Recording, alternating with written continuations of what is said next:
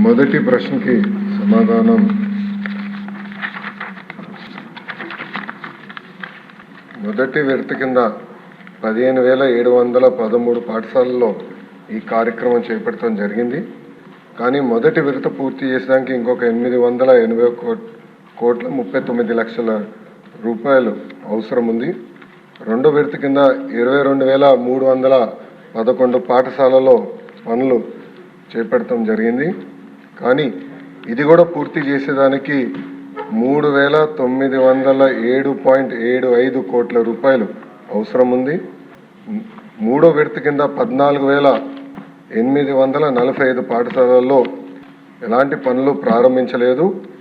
ఆ పాఠశాలలో ఈ కార్యక్రమం పూర్తి చేసేదానికి 3,088 కోట్ల రూపాయలు అవసరం ఉంది. రెండో ప్రశ్న వివరాలు.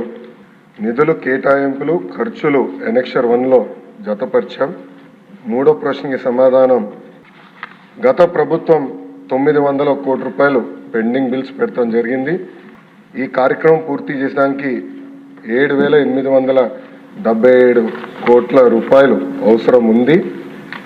గత ప్రభుత్వం ఈ కార్యక్రమంలో చేపట్టిన ప్రభుత్వ పాఠశాలల్లో 72,117 విద్యార్థులు సంఖ్య తగ్గుతాం కూడా జరిగింది. డి ప్రశ్నకు అధ్యక్ష శ్రీ వి వెంకటరామరెడ్డి గారు అడ్వకేటు 27/11/2023లో ఒక పిటిషన్ వేస్తాం జరిగింది. ఆ పిటిషన్కి సంబంధించిన ప్రాథమిక దర్యాప్తు రిపోర్ట్ ఎండి ఏపీఈడబ్ల్యూఐడిసికి వస్తాం జరిగింది. కానీ ఫైనల్ రిపోర్ట్ ఇంకా రావాల్సిన అవసరం ఉంది.